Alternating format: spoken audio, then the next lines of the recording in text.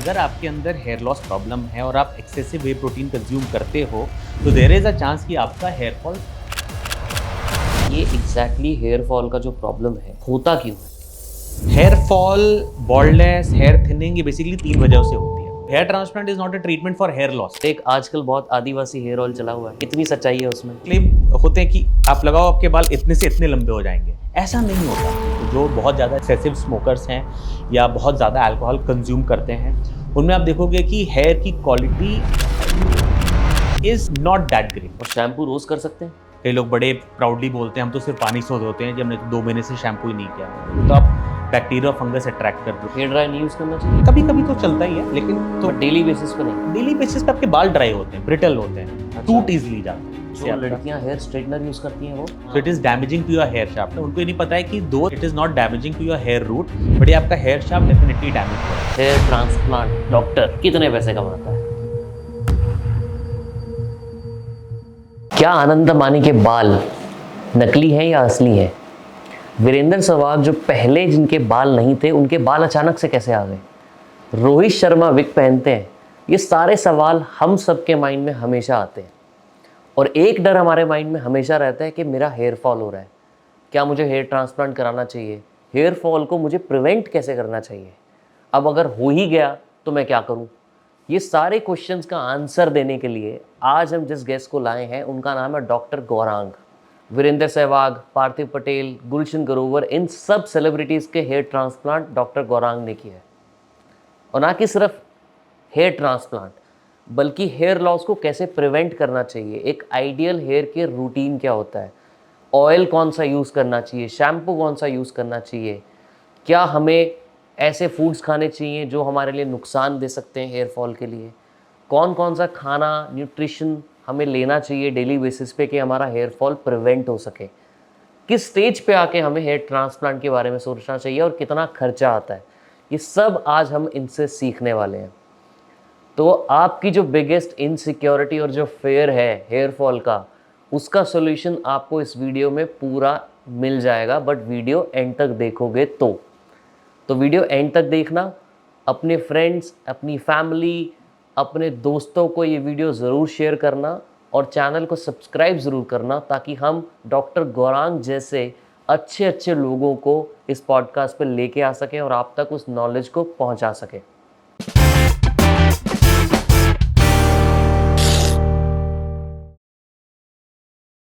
Doctor Gaurang, hello. इतने सारे celebrities के साथ आपने काम कर लिया है, मुझे थोड़े से नाम बताओ, किस किस के साथ काम कर चुके हो आप? लोग वैसे तो बहुत लोगों के साथ काम किया है, but generally most of them they get एक नॉन डिस्क्लोजर एग्रीमेंट होता है, तो सारे नाम नहीं ले पाऊंगा मैं। बट जिन्होंने हमें अलाउ कर रखा है वो हैं mister Virender Sehwag, Indian legend, the badman of Bollywood mister Gulshan Grover, flamboyant cricketer mister Parthiv Patel, and अभी latest mister Lalit Upadhyay, who is like a forward player in Indian hockey and 2 times Olympic bronze medalist, which is a big thing. And then Mr. Harsh Haya, he's a veteran Bollywood actor. So हाँ, इन लोग के साथ जो मैं नाम ले सकता हूँ। तो एक एक करके पूछता हूँ मैं पहले आपसे इन सब के बारे में। वीरेंद्र सहवाग का तो मैं बैट भी देख पा रहा हूँ, आपके पास बैट पड़ा है, फोटो भी लगी हुई है, इनफैक्ट आपके क्लिनिक के बाहर भी बहुत बड़ी फोटो लगी है उनकी। तो दुनिया को पता है कि आपने उनके साथ काम किया, राइट? एग्जैक्टली प्रॉब्लम क्या थी उनकी हेयर लॉस में और क्या आपने ट्रीटमेंट दिया उनको? तो वीरूपा जी का was like an advance hair loss, काफ़ी मतलब we call it full baldness, grade 6 grade 7 male pattern hair loss कहते हैं, मतलब जो बॉल्ड हो जाते हैं। तो उनका था कंसर्न कि लुक अच्छा हो जाए, दो ही always looks good anyways, but उन्होंने विग्स वगैरह ट्राई किए जो उनको इतना पसंद नहीं आया। सो ही वांटेड कि मेरा थोड़ा सा लुक और क्या बेटर कर सकते हैं। सो देन वीरूपा जी कॉन्टैक्टेड अस, हमने उनका सारा हेयर वगैरह चेक किया। उनको पता कैसे लगा आपके बारे में? उनके कुछ फ्रेंड्स ने, उनके सर्कल के कुछ फ्रेंड्स ने हमसे प्रोसीजर करवा रखा है। So through them we got connected और उन्होंने काफ़ी जगह ऑलरेडी अपना हेयर लॉस के बारे में डिस्कस कर चुके थे वो वर्ल्ड ओवर, बट उनका बड़ा ट्रिकी केस था। It was very, we call it less donor, पीछे बाल कम और एरिया बहुत ज़्यादा करने को, और बड़े कर्ली हेयर हैं वीरूपा जी के, जो कि it's a difficult hair transplant. तो but because we keep doing lot of Africans, Afro patients, Arabic patient जिनका वही सिमिलर हेयर क्वालिटी होता है, so we took up his case और उनका काफ़ी बड़ा एरिया हमने कवर कर लिया है ऑलरेडी एंड रिजल्ट तो अभी भी आपके चल रहा सामने है प्रोसेस मतलब? नहीं हो गया, एक बार प्रोसेस हो गया, थोड़ा सा एरिया जो बचता है he decided not to do that area और विच इज़ फाइन। जो फ्रंट लुक उनका आना चाहिए till a certain level that is sorted now. But he has gone through hair transplant. Hair transplant, आप उसको hair देयर transplant बोलते is no treatment other than hair transplant for baldness. Hmm. या तो आप patch पहन लीजिए, wig डाल लीजिए, या फिर बाल लगवा लीजिए which is a hair transplant. बाल उग नहीं सकते दवाइयों से। अच्छा, नहीं उग सकते? ये बाल नहीं उग लोगों का सकते। मिथ है कि यार हाँ। अनियन वाले वो लगा लेते हैं कि यार हेयर उग जाएंगे। नहीं नहीं, बाल नहीं, आपके आपका कोई बाल रिसेंटली टूटा है, रूट है, वो उग सकती है। बाल दोबारा उग सकता है, रूट दोबारा नहीं उग सकती है। हम्म। तो बाल अगर रूट उगानी है, बाल चले गए, स्किन चिकनी हो गई है, तो बिना हेयर ट्रांसप्लांट के वो पॉसिबल नहीं है। और ये हेयर्स जो होते हैं ये ह्यूमंस के ही हेयर होते हैं? ह्यूमन के भी और खुद के हेयर होते हैं। अच्छा। अगर मुझे ट्रांसप्लांट करना हो तो मैं आपके बाल नहीं ले सकता। या तो मेरा कोई आइडेंटिकल ट्विन हो, जो शायद वो भी कभी शायद एक ऐसा केस है, मेरे खुद के ही बाल ट्रांसप्लांट हो सकते हैं, वरना बॉडी रिजेक्ट कर देगी। तो आपकी बॉडी से कहीं और एरिया से आप बाल लेते कहीं हो और एरिया से ले सकते और हैं, वो करते हो? सर से ले सकते हैं, बियर्ड से ले सकते हैं, बॉडी से ले सकते हैं, चेस्ट हेयर ले सकते हैं, बट खुद के ले सकते हैं। तो बहुत सारे लोग जो होते हैं, जो ये तिरुपति बालाजी की बात करें, जी। वहाँ पे तो हेयर एक्सचेंज है एक किस्म से, वहाँ तो आप लिटरली बाल खरीद सकते हो, हाँ, राइट? हाँ। तो वो बाल यूज़ नहीं कर सकते? नहीं नहीं, वो आप बाल खरीद सकते हैं लेकिन रूट नहीं खरीद सकते। तो उन बालों से विग बन जाते हैं। उनसे विग बन सकता हाँ, लेकिन उनसे हेयर ट्रांसप्लांट नहीं हो सकता। है? अच्छा। हेयर ट्रांसप्लांट के लिए हमें लाइव टिश्यू चाहिए, रूट चाहिए, जो जिंदा रूट है, डेड हेयर नहीं चाहिए।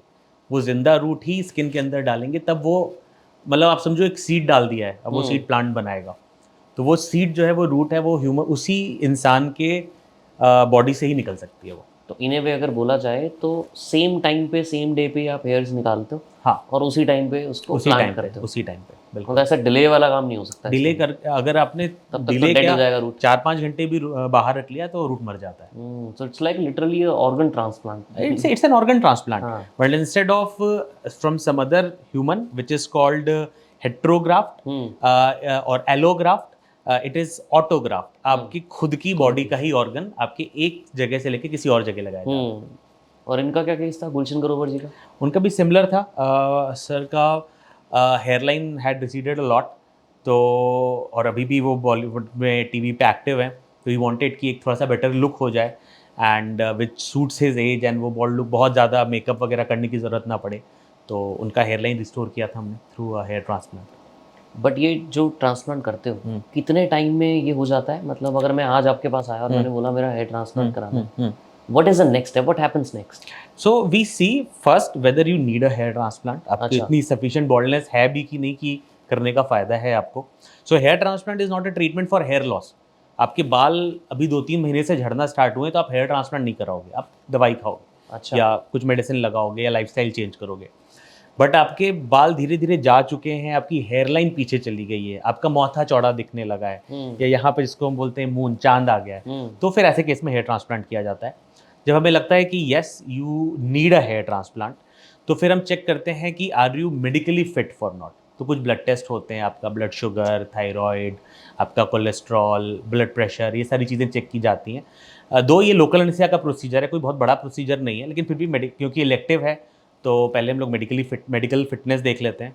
And once we are through कि हाँ ठीक है, हेयर ट्रांसप्लांट की नीड भी है और हेयर ट्रांसप्लांट हो भी सकता है, तो फिर वो प्रोसीजर प्लान किया जाता है। जनरली 1 से 2 दिन का प्रोसीजर, मतलब 5 से 10 घंटे का प्रोसेस होता है। एक ही सेटिंग होती है? हाँ, मतलब अगर 5 घंटे या उससे कम है तो 1 दिन में कर लेते हैं सिंगल सेटिंग में, उससे ज़्यादा है तो 2 दिन में करते हैं, आज और कल, इस तरह से करते हैं।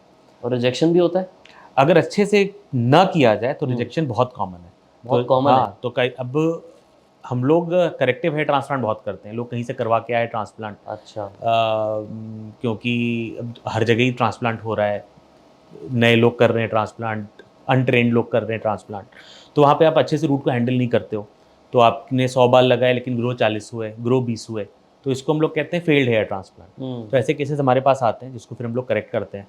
तो to answer your question, graft rejection हो सकता है और कॉमन है अगर आपने ग्राफ्ट को अच्छी तरह से हैंडल नहीं किया तो।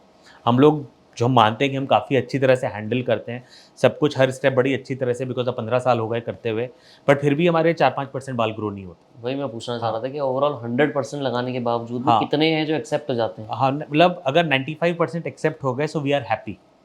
अगर 90% हुए तो बोलते हैं ठीक है. हाँ. Anything below 90% in our centre we consider it sub result, sub optimal result. तो फिर उसमें हम लोग मान लो 100-200 कम रह गए तो वो दोबारा लगा देते हैं 1 साल के बाद. बट ये सिनेरियो बहुत कम पेशेंट्स में आता है. अगर आपने साइंस स्ट्रांग है, आपका एग्जीक्यूशन अच्छा रहा, तो आपको 95% यील्ड ग्रोथ मिल जाती है. बट ये अच्छा करना बड़ा मुश्किल है, इस लेवल तक पहुंचना. बट जो बाल लगाए वो तो फिर नॉर्मल वैसे ही रहेंगे ना, जिस तरीके से हमारे बाकी बाल बढ़ते हैं, उगते हैं. यही अच्छी कोई बात है difference हेयर नहीं. ट्रांसप्लांट में कि आपके खुद के अच्छे रूट्स आपको लगा दिए गए हैं जहाँ पे वो रूट्स नहीं थे. अब वो जैसे यहाँ ग्रो हो रहे थे वैसे ही अभी यहाँ ग्रो हो रहे हैं, उसी कलर में, उसी टेक्सचर में. वही स्पीड ऑफ ग्रोथ होती है. जो केयर आप यहाँ के लिए करते हो, जिस तरह का शैम्पू ऑयल जो आप यहाँ के लिए इस्तेमाल करते हो, वही आप अपने न्यू ट्रांसप्लांटेड हेयर के लिए भी इस्तेमाल करते हो. आपको कोई स्पेशल काइंड ऑफ प्रोडक्ट या special kind of haircut या ये नहीं यूज़ करना है, ऐसा कुछ नहीं है. मतलब उसके बाद कोई प्रिकॉशन नहीं है उन बालों के लिए तो बिल्कुल भी नहीं है. जो आपने पहले 10 दिन जो प्रिकॉशन कर लिया, लॉन्ग तो रन बात में, अलग चीज़ है. लॉन्ग रन में कोई प्रिकॉशन नहीं है. पहले 10 दिन क्या प्रिकॉशन होता है? वही आप पसीना ना, ज़्यादा पसीना ना बहाओ, धूल मिट्टी में ना जाओ ताकि इन्फेक्शन ना हो. जहाँ बाल लगे उस पर ज़्यादा रब नहीं करो, उन ग्राफ्ट को सेटल होने का टाइम दो. कुछ स्प्रेज होते हैं, एंटीबायोटिक्स होती हैं, वो आप प्रॉपरली ले लो. यही केयर होती है. स्मोकिंग अवॉइड करो, अल्कोहल अवॉइड करो. तो ये सारी चीज़ होती हैं जो आपको पहले 10 दिन केयर करनी है फॉर अ गुड रिजल्ट. ये आपने केयर कर ली, उसके बाद for the rest of your long life वो रूट्स आपके साथ रहेंगी. बट यहाँ पे एक चीज़ ऐड करना चाहूँगा कि जो नॉन ट्रांसप्लांटेड रूट्स हैं, मान लीजिए हमने आगे के हिस्से में ट्रांसप्लांट कर लिया, लेकिन जो ये वाले जो रूट्स हैं, ये अगर जाने हैं तो ये फिर भी जाएंगे, ट्रांसप्लांट के बाद भी जाएंगे. ट्रांसप्लांट से हमने आपके बॉडी के अंदर कोई हार्मोनल या केमिकल चेंज नहीं पैदा किया है. हमने सिर्फ एक जगह की रूट को, हेल्दी जगह की रूट से, हेल्दी एरिया से रूट्स निकाली हैं और बॉल्ड एरिया में लगा दिए हैं. लेकिन अभी आपके सर पे जो अनहेल्दी रूट्स हैं, जो हार्मोन से किल हो रही हैं, जो पुअर डाइट से किल हो रही हैं, जो एक्सेसिव स्मोकिंग से किल हो रही हैं, वो ट्रांसप्लांट के बाद भी किल हो रही हैं. तो अगर आपको उनको बचाना है तो आपको अपनी लाइफस्टाइल पे, अपने डाइट पे, हैबिट्स पे और मेनी टाइम्स कुछ मेडिकेशंस पे यूज़ करना पड़ता है टाइम टू टाइम, जिससे आपके अनहेल्दी हेयर भी हेल्दी रहे. मैं उस पर तो डेफिनेटली आपसे पूछूंगा कि हेयर लॉस एग्जैक्टली होता क्यों है. पहले मुझे ये बताओ कि पार्थिव पटेल का क्या सीन था, उनका क्या प्रॉब्लम था हेयर ट्रांसप्लांट का? तो पार्थिव अभी यंग है, एज इन 40-41 ईयर्स ओल्ड हैं. और उनका कंसर्न ये था कि धीरे धीरे, again because of genetic hair loss, धीरे धीरे हेयरलाइन पीछे चली गई थी. He was not totally bald. इनकी फैमिली में भी था? इनके शायद ग्रैंडफादर के, जहाँ तक मुझे याद है, इनके ग्रैंडफादर को, probably I am not very sure, but इनके probably he said that there is some family history, जिससे और विद टाइम हो ही जाता है रिसीड. एंड उनका the case was not full baldness like वीरूपाजी, the case was receded hairline. मतलब जो बाल पीछे बाल पीछे चले गए. हम लोग उसको मेडिकल टर्म में grade 2 male pattern hair loss बोलते हैं. वीरूपाजी का grade 6 male pattern hair loss था, पार्थिव का grade 2 male pattern hair loss था. तो फिर हमने उनका हेयरलाइन रिस्टोर किया है. अभी रिसेंटली हुआ, आई थिंक 3-4 मंथ्स हुए हैं. तो अब उनका रिजल्ट आना शुरू हो गया है धीरे धीरे. Over the next 6-7 months will see a full blown result. अच्छा, आपने ये बोला कि जो हमने चेंज कर दिए बाल, लगा दिए, वो तो चलो लग गए, अब न्यू आ गए वहाँ पे. जो पहले से ओरिजिनल एक्स्ट्रा थे वो भी जा सकते हैं बिकॉज ऑफ एक्स्ट्रा रीजन जो पहले के थे. यस. बट क्या वो वाले भी जा सकते हैं जो आपने अभी चेंज करके लगाए? हाँ, तो वो हम लोग ऐसी जगह से रूट पिक करते हैं जो समय के साथ फेड आउट नहीं होते. अच्छा. जैसे ये आपने देखा होगा, आप किसी भी बॉल्ड को इमेजिन करो, किसी को भी, आप देखोगे उनके ये बाल रिटेन हो जाते हैं, उनके बियर्ड के बाल रिटेन हो जाते हैं, क्योंकि इन बालों पे हार्मोन का असर नहीं होता. और हेयर ट्रांसप्लांट में हम लोग यही रूट्स पिक करते हैं. अच्छा. तो ये रूट्स आपके साथ रहने वाली हैं. बालों का गिरना उगना वो चलता रहेगा. हमने ट्रांसप्लांट किया, बाल भी अच्छे उग गए, बट गॉड फॉरबिड पेशेंट को कोविड हो गया, डेंगू हो गया, तो उनके ट्रांसप्लांटेड हेयर भी गिरेंगे, लेकिन 3 महीने के बाद ये दोबारा ग्रो हो जाएंगे. वो एरिया अगर हमने अच्छे से कर दिया और वो एरिया ग्रो हो गया, अब वो एरिया दोबारा बॉल्ड नहीं होगा. Good hair months, bad hair months, ये सब चलता रहेगा, लेकिन ये बाल दोबारा उगते रहेंगे. आप इसकी, अगर आपने अच्छी जगह से अच्छा ट्रांसप्लांट करवाया है तो स्टे अश्योर्ड कि आपका वो एरिया तो बॉल्ड नहीं होने वाला. 20 साल बाद, 30 साल बाद, 40 साल बाद 10% वीक होगा, क्योंकि ह्यूमन एजिंग हो रही है. समय के साथ सफ़ेद भी होंगे ट्रांसप्लांटेड हेयर, लेकिन ख़त्म नहीं होंगे. न्यू एरिया, पीछे का एरिया अगर जो आपने ट्रांसप्लांट नहीं करवाया है, वो एरिया धीरे धीरे बॉल्ड हो सकता है. तो फिर आपके पास ऑप्शन है दोबारा ट्रांसप्लांट करवाने. ओके. अब मुझे पहले ये बताओ कि ये एग्जैक्टली हेयर फॉल का जो प्रॉब्लम है होता क्यों है? कोई 2-3 टॉप के रीजन बताओ इसके। तो hair fall, baldness, hair thinning, ये बेसिकली 3 वजहों से होती है।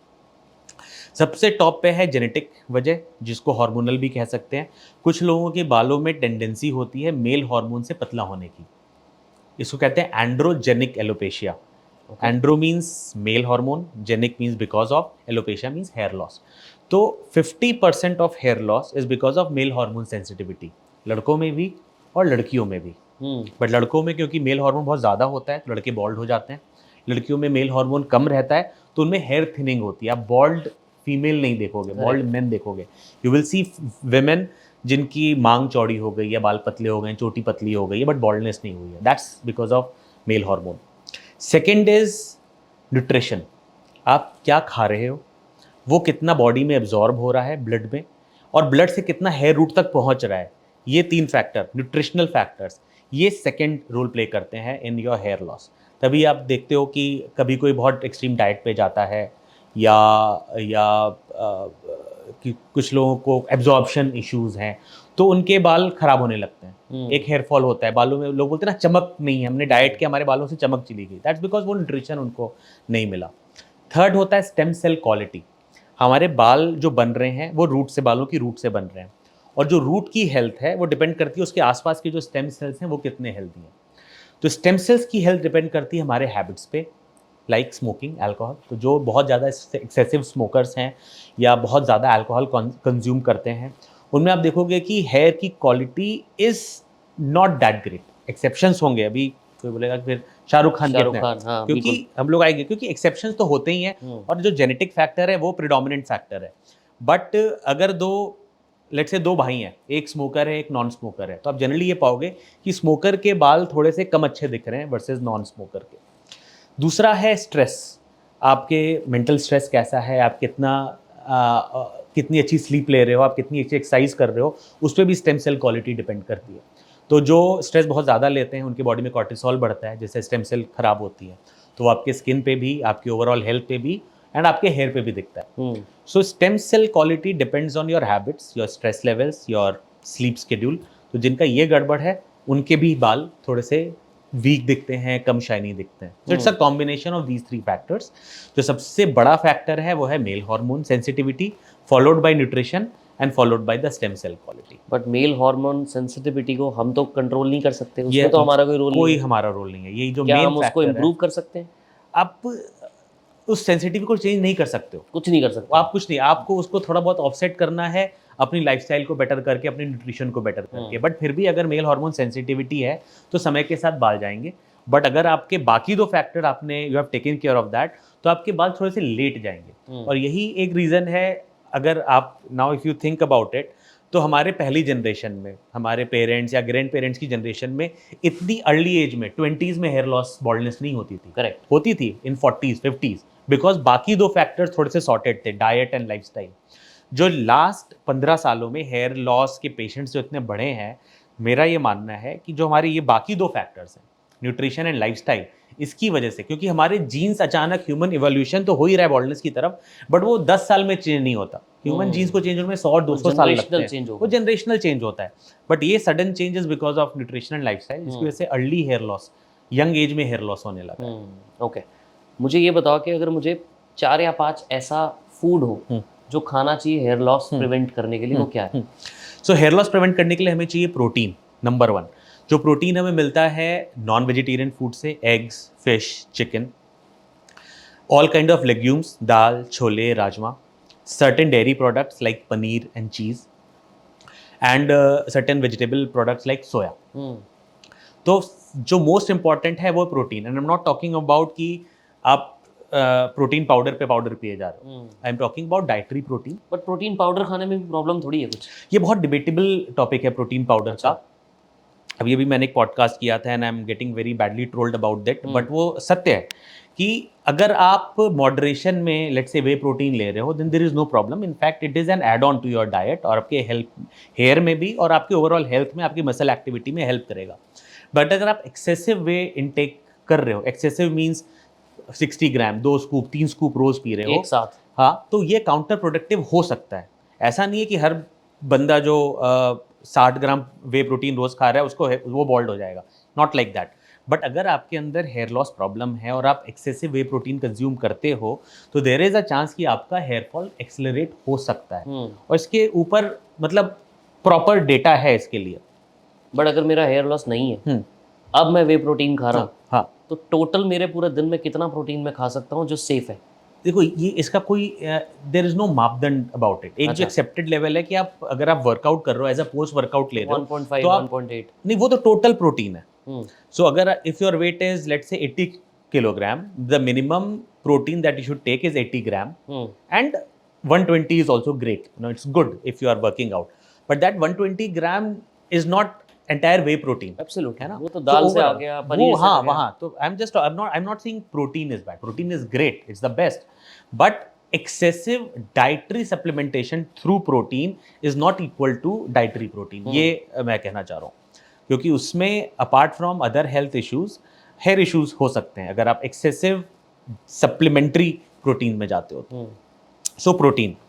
Second is iron. तो आयरन आपको मिलता है green leafy vegetables, pomegranate, Apple, nuts, ये सारी चीज़ें आपको आयरन देती हैं। Third is biotin, a vitamin call biotin जो आपको एग से मिलता है, फिश से मिलता है, नट्स से मिलता है। Fourth is omega 3 and omega 6 fatty acids. Best source is fish followed by nuts. Nuts means chia seeds, walnuts, flax seeds, pumpkin seeds, anjeer. So these give you omega 3, omega 6 fatty acids. And then your other micronutrients like zinc. तो zinc वगैरह भी आपको non vegetarian food से, nuts से आपको ये मिल जाता है। So protein, iron, biotin, omega 3, omega 6 and zinc, ये अब आपको जो लोग डाइट में एग्स होना नहीं चाहिए। खाते और जो लोग फिश नहीं खाते, वो क्या करें? हाँ तो ये हमारे इंडिया में आई थिंक 70-80% लोग आर प्योर वेजिटेरियंस। करेक्ट। तो इनको नट्स, तो अच्छा। प्लांट प्रोटीन इज सोया, दाल, छोले, राजमा, ये आप खाएं। आयरन आपको ग्रीन लीफी वेजिटेबल से मिल जाएगा और नट्स। सो और of course soya poor man's meat होता है, तो it's not poor man's meat any more, it's vegetarian meat. So आप सोया ज़रूर खाएं। Excessive soya may not be great for a male because उसमें ईस्ट्रोजेनिक एक्टिविटी होती है, तो हफ्ते में 2 बार आप सोया खाएं। And again soya does not mean soya chaap. Soya चाप में मैदा बहुत ज़्यादा है, तो आप एज इन फ्रेश सोयाबीन की जो सेम आती है वो आप लें, या जो सोया चंक्स आते हैं ड्राइड वो आप ले सकते हैं, that's easier to do. So yes, this is what we want. अभी अगर मुझे मान लो हेयर लॉस हो रहा है, ठीक है, तो मैं एटलीस्ट क्या प्रिवेंशन करूं घर पे कि मेरा थोड़ा हेयर फॉल रुक जाए? What do I do? एक तो डाइट तो होगी, मैंने ये प्रोटीन खाना शुरू कर दिया, इम्प्रूव कर दिया उसको। लाइफस्टाइल में क्या चेंज कर सकता हूँ मैं? सो लाइफस्टाइल में sleep is very important. So we all know 6 to 8 hour of sleep at a certain time. हमारा जो सिकाडियन रिदम है ह्यूमंस का, वो ऑप्टिमल टाइम है सोने का, वो that is 10 PM to 5 AM, ये ऑप्टिमल है। ये ऑफ कोर्स अब पॉसिबल नहीं है, तो एक सर्टेन रात का टाइम जो आप 11 PM to 8 PM के बीच, 11 PM to 8 AM के बीच में जो भी आपको 6 to 8 आवर मिलते हैं, sleep is very important because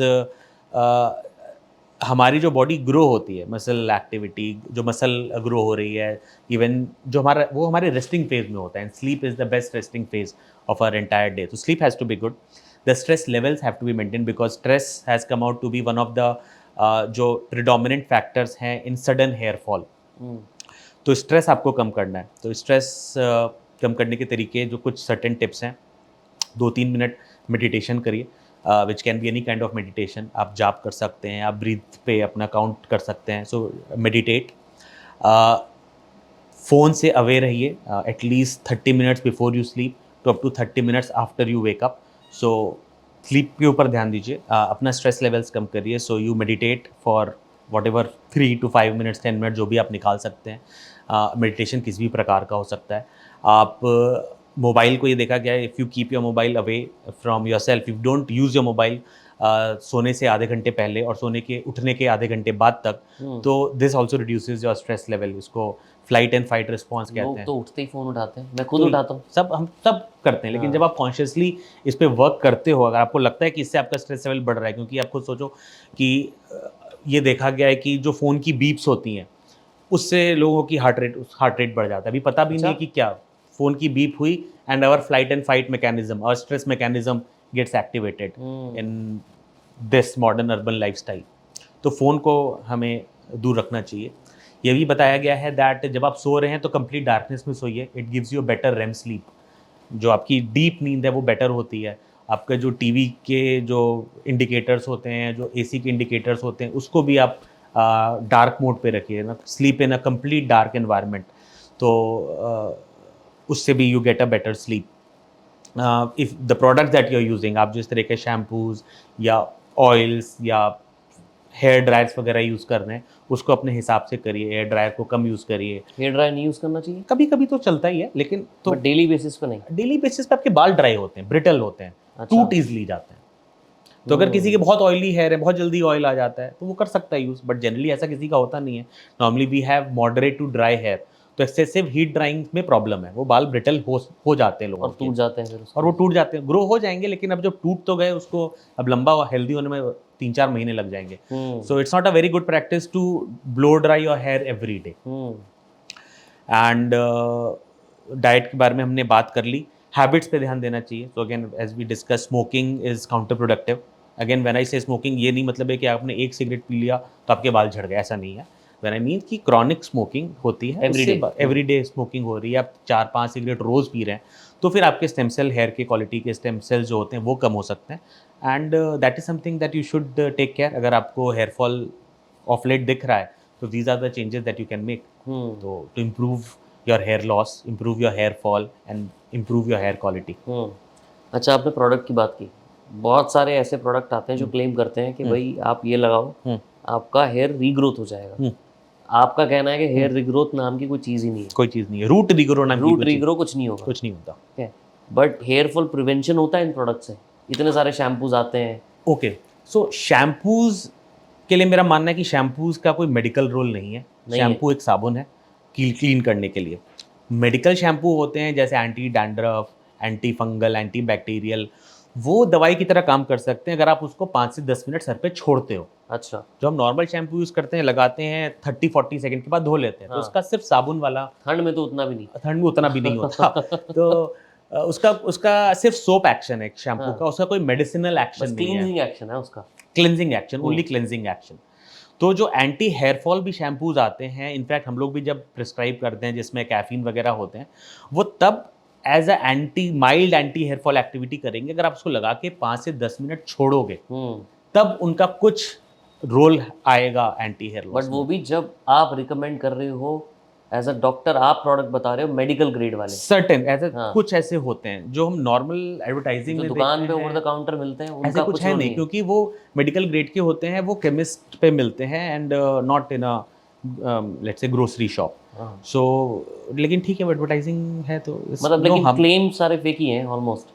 हाँ, और आजकल तो मैं देख रहा हूँ, आजकल वो एंटी हेयर फॉल वाले कम ही क्लेम हो गए हैं, बिकॉज वो जागो ग्राहक जागो भी हो गया है। People are like aware also, वो समझ रहे हैं कि देखो हर शैम्पू का लेबल जब हम पढ़ रहे हैं, it's pretty much the same, चाहे वो वॉल्यूमाइजिंग शैम्पू की तरह क्लेम किया गया हो, या वो एंटी हेयर फॉल के लिए क्लेम किया गया हो, या वही ये चमक वाले शैम्पू के लिए क्लेम किया गया हो। जब आप पढ़ोगे लेबल तो सबके सेम है वो। तो अब like the consumer is also aware. Correct. तो नहीं, हाँ, so there is nothing called anti hair fall shampoo. लोग पूछते हैं ना, मेरे बाल झड़ रहे हैं, कुछ शैम्पू बताओ मेरा बाल गिरना रुक जाए, ऐसा आपको कुछ पता नहीं ना, होता। एक बाबा जी आते हैं, एक बाबा जी ने बहुत बड़ी कंपनी बनाई है। जी जी जी। उनका बाबा जी का नाम नहीं लूंगा हाँ, मैं, हाँ, ठीक बट है। बहुत ही बड़ी कंपनी है उनकी, जिनके FMCG प्रोडक्ट्स हैं। कमेंट में लोग बता ही देंगे किस बाबा जी की बात कर रहा हूँ मैं। अब उनका तो क्लेम है कि उनका जो शैम्पू है वो बाल वापस उगा देगा और हेयर रीग्रोथ कर देगा, हेयर शाइनी बना देगा। तो मतलब इन्हें वे अगर मैं बोलूँ तो वो नहीं हो सकता नहीं, अगर ऐसा। ऐसा कुछ, अगर ये पर्टिकुलर क्लेम किया गया है तो नहीं, ऐसा कुछ नहीं हो सकता। नहीं हो सकता। नहीं, ऐसा नहीं हो सकता। देख लो, मतलब बहुत सारी ट्रोलिंग हो सकती है। हाँ हाँ, नहीं नहीं नहीं, मेरा कोई अगेंस्ट नहीं है किसी भी कंपनी के, लेकिन ये पर्टिकुलर जो क्लेम है ये नहीं हो सकता। ये कोई भी किसी भी कंपनी का हो, नहीं हो सकता, इट्स नॉट पॉसिबल। ओके। और एक आजकल बहुत आदिवासी हेयर ऑयल चला हुआ है, उसका क्या फंड है, कितनी सच्चाई है उसमें? तो आदिवासी हेयर ऑयल का मैं आपको बताऊं कि मैं उनसे मिला भी हूँ। मिले हो आप? हाँ, जो उस गांव की जो प्रमोटर हैं, वन ऑफ द प्रमोटर से मिला हूँ। तो सारे इंग्रेडिएंट भी मैंने समझे हैं, तो अच्छे इंग्रेडिएंट्स हैं उसमें। अच्छा। बट वो जो इंग्रेडिएंट हैं वो आपके हेयर हेल्थ के लिए, आपके बाल हैं ठीक हैं, तो आपके बाल अच्छे रहें उसके लिए, जिसको ना इसमें ब्रह्मी और बहुत सारे जड़ी बूटी, कुछ एक 50 की 100 जड़ी बूटी को उन्होंने बताया ये है, which are good for hair, तो यूजलेस नहीं है। अच्छा, लेकिन जहाँ वो क्लेम होते हैं कि आप लगाओ आपके बाल इतने से इतने लंबे हो जाएंगे, ऐसा नहीं हो आपके बाल उग जाएंगे, ऐसा नहीं होता। ऐसा नहीं होता। वो तो वही है कि ऑफ कोर्स उसके विज्ञापन में वो लोग आएंगे जिनके बाल वैसे ही अच्छे हैं, राइट। अब किसी ब्यूटी प्रोडक्ट में why like a good looking person is taken, क्योंकि ही और she is already looking good and that's why वो इंडोर्स कर रहे हैं उस प्रोडक्ट को। तो वो उनके जो है वो इतने लंबे बाल होते हैं क्योंकि वो है वो पहले से ही है। पहले से ही है। वो आदि कोई पर्टिकुलर ऑयल लगा के इतने लंबे नहीं हो गए, आपके इतने थे और इतने लंबे नहीं हो गए। बट अगर आपको ऑयल लगाना ही है तो आप ट्राई कर सकते हैं उस ऑयल को। आपको शायद आपके यू में फील कि मेरे my here is feeling better.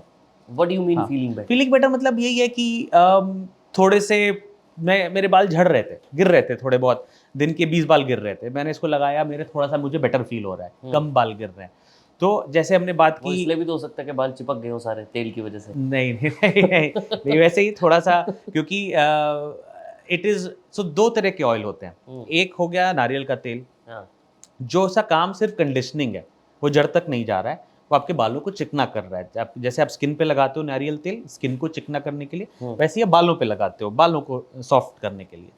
दूसरे होते हैं एक्टिव तेल, तो जैसे आयुर्वेदिक ऑयल्स होते हैं, या अनियन का ऑयल होता है, या रोजमेरी ऑयल, कैस्टर ऑयल, ये माइल्डली एक्टिव ऑयल होते हैं। ये आपके स्कैल्प पे थोड़ी सी आप लगाओगे, कभी कैस्टर ऑयल ट्राई करो, हल्की सी इचिंग मिलेगी। आप अनियन लगाओ, आपको हल्की सी इचिंग मिलेगी, क्योंकि ये एक्टिव है। तो ये स्कैल्प तक जाने की कोशिश करते ये स्कैल्प तक जाने की, मतलब स्कैल्प के अंदर जाने की कोशिश करते हैं और स्कैल्प में को के ब्लड फ्लो को बढ़ाते हैं। लेकिन ये कोई जादू नहीं है कि आपने लगाए और आपके बाल सडनली हेयर फॉल बहुत हो रहा था एकदम सडनली रुक गया, या आपके बॉल्ड स्कैल्प पे बाल वापस आ गए, या आपकी हेयर थिनिंग थी अचानक बाल बहुत घने हो गए।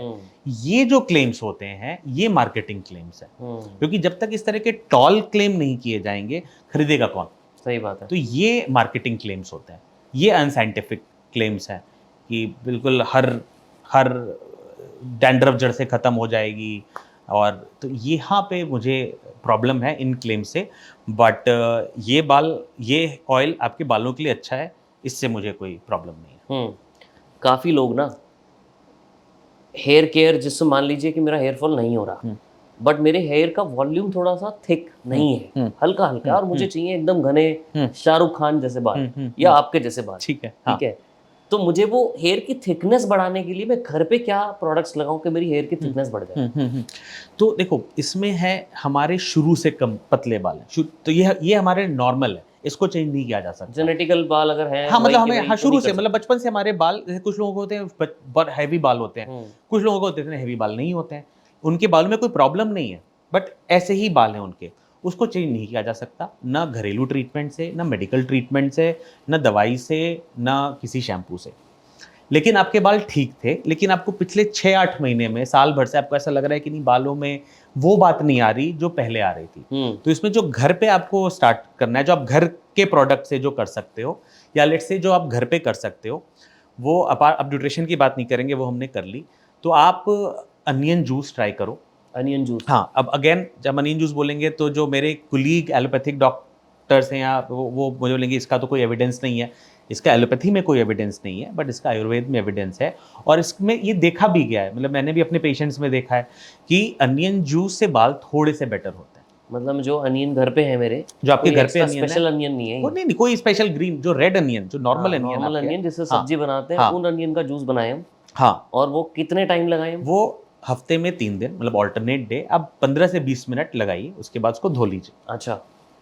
तो उससे आप देखोगे कि आपको आपका हेयर फॉल पे शायद थोड़ी सी मदद मिली है। हर पे काम नहीं करता। अच्छा। देखो, ये माइल्ड चीज़ें हैं, तो ये माइल्ड हेयर लॉस पे काम करेंगी, और हर पे काम नहीं करेंगी, कुछ लोगों पे काम नहीं भी करेंगी, लेकिन इसमें कोई नुकसान नहीं है ट्राई करने में, तो ये ज़रूर ट्राई करना चाहिए। आप कुछ ऑयल बना सकते हैं अपने घर में, जिसमें आप बेस कोकोनट ऑयल का या आलमंड ऑयल का, जो भी आपको ऑयल अच्छा लगता हो, उसका बेस, उसमें थोड़ा सा कैस्टर ऑयल, उसमें थोड़ा सा अनियन ऑयल, रोजमेरी ऑयल, अगर आपके लिए पॉसिबल है तो मेथी वगैरह को रोस्ट करके वो उसमें मिक्स कर दीजिए। तो ये बालों के लिए माइल्डली एक्टिव चीज़ हैं, तो इसको आप ओवरनाइट लगाइए, हफ्ते में 1 या 2 बार, और 3 मंथ्स के लिए ट्राई करिए, शायद आपको इससे कुछ इम्प्रूवमेंट मिले। शायद ये हम ओवरनाइट छोड़ सकते हैं। ये ऑयल आप ओवरनाइट छोड़ सकते हैं, क्योंकि आपको ये आप काम ही आप करवा रहे हो कि ये बाल, ये रूट थोड़ा सा एब्जॉर्ब करें और ये कुछ काम करे। इसको लगा के 10 मिनट में धो देंगे तो ये वही कंडीशनिंग वाला इफेक्ट लाएंगे, ये मेडिकल इफेक्ट नहीं लाएंगे। तो इसको आपको रात भर छोड़िए एंड देखिए आपके ऊपर कैसा काम करता है। अगेन जब मैं बोल रहा हूँ ये माइल्ड चीज़ें हैं, माइल्ड चीज़ें मतलब ये नहीं है कि आपके बहुत सीवियर प्रॉब्लम को करेंगे। ये आयुर्वेदिक स्टफ है जो प्रिवेंटिव ज़्यादा है रादर देन क्योरेटिव, ये प्रिवेंटिव है। और आपको ज़रा सा लग रहा है आपकी हेयर लॉस अर्ली स्टेज पे है, तो आप इस प्रैक्टिस को इनकलकेट करिए, शायद आपका हेयर लॉस थोड़ा सा और स्लो डाउन हो जाए इससे। इसमें ये मैं नहीं क्लेम करवा रहा हूँ आपके माध्यम से कि इससे आपके हेयर की सारी प्रॉब्लम सॉल्व हो जाने वाली है, लेकिन ये कुछ घर पे चीज़ें हैं जो आप कर सकते हैं। तीसरी है शार्प कोम्बिंग। आप वुडन कोम ले सकते हैं या आजकल डर्मा रोलर आते हैं, उससे आप थोड़ी सी माइक्रो, हम लोग मतलब अपनी टर्म में माइक्रो नीडलिंग बोलते हैं, बट एक आप शार्प कोम लेके वही आप उसको स्कैल्प को जरा सा स्कैल्प के ऊपर चलाइए, तो इससे ब्लड फ्लो बढ़ेगा। तो ब्लड फ्लो बढ़ना भी आपके बालों के लिए अच्छा होता है। माइक्रो नीडलिंग अब हम मतलब कॉमनली अपने पेशेंट्स में यूज़ करते हैं वन मोडालिटी ऑफ ट्रीटमेंट, मतलब बाकी चीज़ें कर रहे हैं कुछ और करने के लिए, तो घर पे आप शार्प कोम्बिंग कर सकते हैं। तो ये सारी चीज़ें हैं जो आप घर पे अर्ली हेयर फॉल के लिए आप ट्राई कर सकते हैं, जिससे शायद आपको कुछ मदद मिले। ओके। और एक आइडियल हेयर केयर रूटीन क्या होता है? So ideal hair care routine में क्लेंजिंग और कंडीशनिंग, ये दो मेन चीज़ हैं। तो क्लेंजिंग के लिए आप एक अच्छी क्वालिटी का शैम्पू यूज़ करिए। मेडिकल टर्म्स से हम इसको pH balanced, sulphate and paraben free shampoos बोलते हैं। ये नहीं मतलब है कि नॉन सल्फेट, मतलब सल्फेट वाला शैम्पू बहुत बेकार शैम्पू, ऐसा कुछ भी नहीं है। लेकिन जो अफोर्ड कर सकता है सल्फेट फ्री, बेसिकली आजकल लोग जा रहे हैं लेस एंड लेस केमिकल की तरफ, तो ये वही होते हैं sulphate free, preservative, paraben free shampoos. तो इसको आप इस्तेमाल कर सकते हैं, जिससे आपका स्कैल्प क्लीन भी हो जाता है और बाल भी ज़्यादा ड्राई नहीं होते।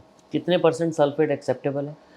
एक्सेप्टेबल तो जो नॉर्मल जो प्रोडक्ट मिलते हैं परसेंट जो नॉर्मल है वो भी एक्सेप्टेबल है, लेकिन आइडियल क्या है? Ideal is sulphate free. अच्छा। अब आइडियल और एक्सेप्टेबल में जनरली इतना बहुत बड़ा गैप नहीं होता, लेकिन क्योंकि अब वो अवेलेबल है तो हम, और ज़्यादातर लोगों के लिए अफोर्डेबल भी है, तो हम वो यूज़ कर लेते हैं रादर देन सल्फेट वाला। बट अगर आपके जिस दिन आपने बहुत जिम किया या आपने बड़े गंदे बाल हो रखे हैं, तो उस दिन सल्फेट वाला आप यूज़ कर लीजिए, क्योंकि उसका झाग बेटर बनता है, उसका सोप एक्शन ज़्यादा अच्छा होता है।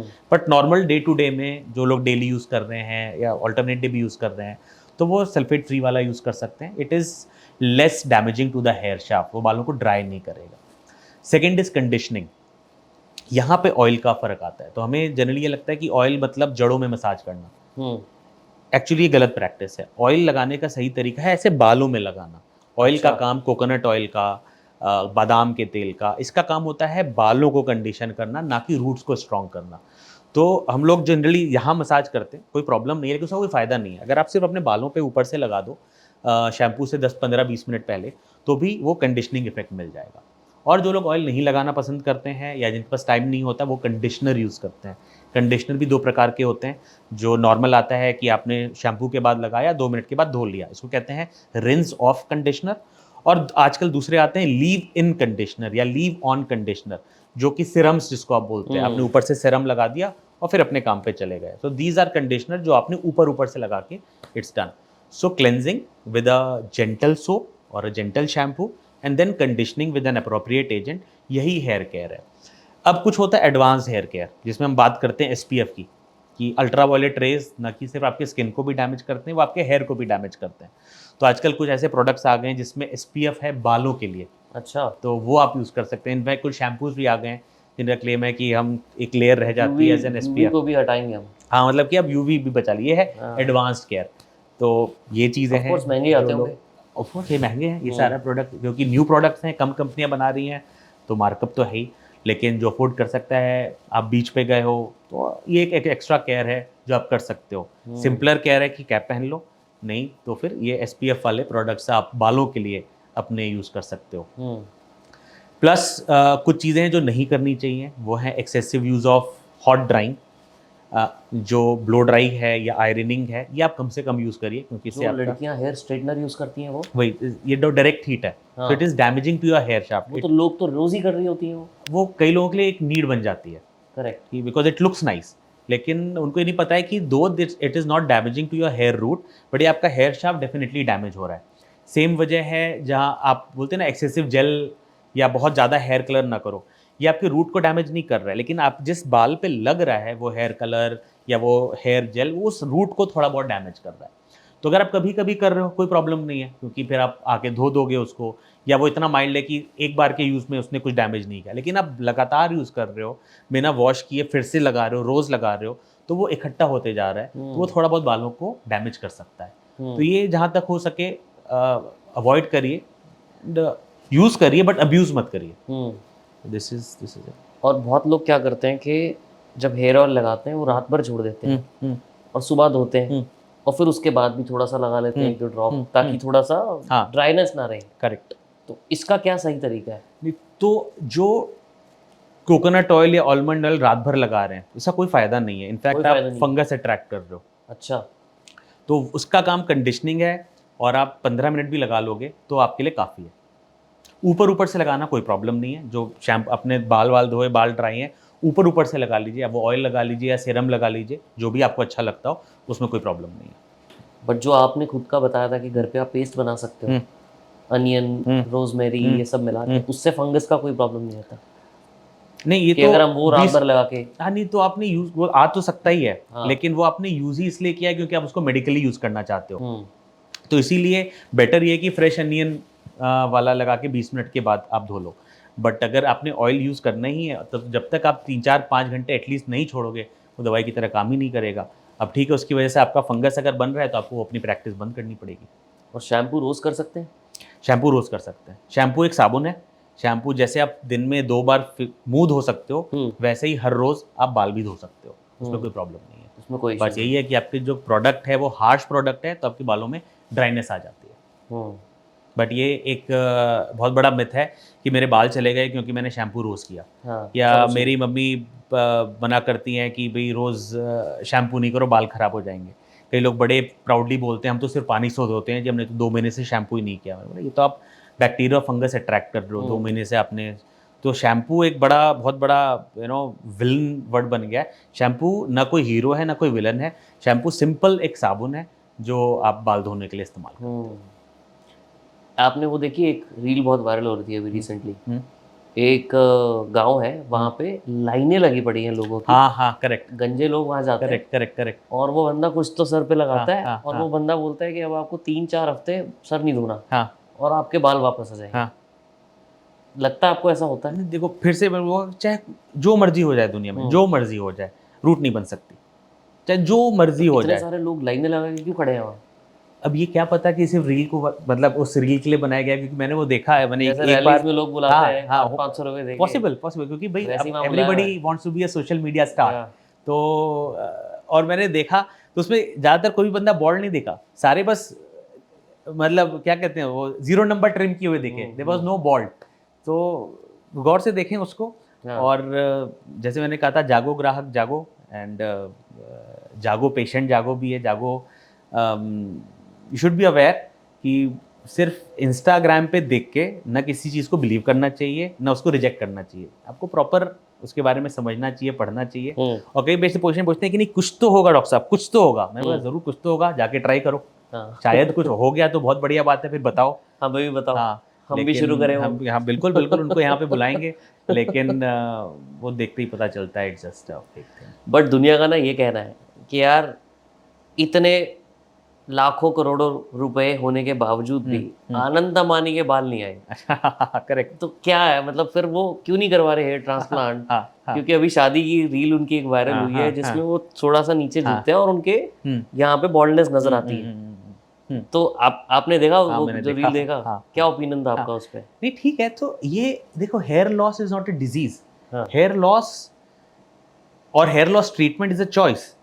Jeff Bezos, I think the richest man in the world right now. He went bald. He went bald and he accepted it, and he looks so good. Elon Musk didn't accept it. He got a hair transplant. Elon Musk got a hair transplant? Yeah. So it is a choice. अगर आपको diabetes है, आपकी choice नहीं है, आपको treat करना है उसको। Correct. आपको मन हो या मन नहीं हो। आपका हेयर लॉस या बॉल्डनेस है, इट्स योर चॉइस। इनफैक्ट मैं इस पे एक I am also active on social media, मैं एक रील बनाने वाला हूँ on the strengths of hair loss treatment. यहाँ पर ऑयल, यहाँ पर अनियन, यहाँ पर मिनॉक्सिडिल, यहाँ पर हमारे कुछ DHT ब्लॉकर्स, यहाँ पर हेयर ट्रांसप्लांट। जायंट, आपको क्या लगता है किसको मैंने रखा है giant of hair loss treatment? No idea. Acceptance. That there is nothing better than acceptance. Correct, So कि मुझे हो रहा है। हाँ, Jeff Bezos, Dwayne Johnson, The Rock, they look so good. Jason Statham, they don't need to get a hair transplant done or get a hair loss treatment. They have accepted it and they look so good in it. So there are many men who look so good when they are bald. So उनको जरूरी नहीं है उनको transplant कराना. There are many people who feel that I don't look that good without hair, but I still choose not to do a hair transplant. I still choose not to treat it. I don't want to take pills. I don't want to use allopathic lotions. It's good for them. They have accepted it, which is fine. So Mr. Ambani ने इसलिए नहीं कराया because he chose that way. Elon Musk ने कराया because he chose that way. None of them, एक गलत एक सही नहीं है, ये it's a matter of choice. जिसकी जैसी चॉइस है उसको वो करना है। So I don't know if I ever get hair loss will I treat, I think yes, but मुझे नहीं पता उस समय क्या होगा। There are so many famous hair transplant surgeons who are bald, like one of my gurus he is bald. People ask them, आप सबका transplant करते हैं, आपने क्यों नहीं कराया? सही बात। The answer is I choose not to. There are many hair transplants जिन्होंने खुद अपना ट्रांसप्लांट करवा रखा है, they chose to do that. So hair loss treatment is a matter of choice. आपके खुद के इतने बाल इतने घने कैसे हैं? क्या करते हो आप? नहीं देखो, आप जो अपना हमने रूटीन बताओ। नहीं जो हमने थोड़ा बहुत डिस्कस किया वो थोड़ा बहुत केयर तो मैं करता ही हूँ, हाँ। बिकॉज अपार्ट आपका फ्रॉम होता है हेयर फॉल थोड़ा थोड़ा? देखो हाँ, अब हेयर फॉल के बारे में यहाँ पे एक चीज, so hair fall, let's say hair root और प्लांट, ये दोनों सेम चीज़ है, एकदम सेम एनालॉगी है ये। तो जैसे किसी पेड़ में पतझड़ होता है, अचानक सारे बाल गिर जाते हैं, लेकिन अगर उसकी रूट है तो पेड़ फिर से पत्ते बना लेता है। सो इसी तरह से हेयर फॉल है। हेयर फॉल कभी कंसर्न नहीं है, आपके दिन के 20 बाल भी टूट रहे हो, 40 बाल भी टूट रहे हो, 100 बाल भी टूट रहे हो, कोई वरी नहीं। अगर आपका बाल हेल्दी टूट रहा है तो कोई वरी नहीं है, रूट अंदर है, वो फिर से आपको रूट बना कैसे पता लेगी। कि वो हेल्दी टूट रहा है? इसके लिए एक टेस्ट होता है, इसको बेसिन टेस्ट बोलते हैं। Basil? Basin wash basin test. हाँ। तो इस पे आप गीले बालों पे 20 बार कंघी डालो, गीले बालों पे? गीले बालों पे, और आप देखो कितने बाल आपके टूटे। अगर आपके 20 बार कंघी में 40 से कम बाल टूटे हैं तो एक्चुअली कोई प्रॉब्लम नहीं है। अच्छा। अगर 40 टूटे हैं लेकिन इसमें से 20% से ज़्यादा छोटे और पतले बाल हैं तो प्रॉब्लम है। और अगर 100 बाल भी टूटे हैं और सारे लंबे लंबे मोटे बाल हैं तो रूट में थोड़ा सा डैमेज है, लेकिन कोई टेंशन की बात नहीं है। आप अपना डाइट वगैरह अच्छा करना, आदिवासी वगैरह या जो भी ऑयल लगाना, आपके बाल फिर से आ जाएंगे। अच्छा। क्योंकि रूट अलाइव है, रूट किकिंग है। मे बी स्ट्रेस की वजह से, मे बी पुअर न्यूट्रिशन की वजह से, मे बी आप किसी इलनेस से रिकवर हो रहे हो, उसकी वजह से रूट थोड़ी सी स्लीपिंग स्टेज में चली गई है, बट वो फिर से एक्टिव होकर बाल बना देगी। बट अगर आपके 20% से ज़्यादा छोटे पतले बाल हैं, इसका ये साइंस है कि कई रूट्स ऑलरेडी काफ़ी वीक हो चुकी हैं और यहाँ पे अलर्ट होने की ज़रूरत है। बट जिसके बाल ही छोटे हैं उसको कैसे पता लगेगा कि छोटे तो उसको बाल हैं? थिकनेस दिखेगी। अच्छा। एक तो छोटे बाल हैं तो इतना आपको टूटते हुए दिखेंगे नहीं, और अगर बहुत छोटे बाल भी टूट रहे हैं और वो पतले हैं, आप इतना तो डिफरेंशिएट कर लोगे एक हेल्दी बाल में और एक पतले मरे हुए बाल में।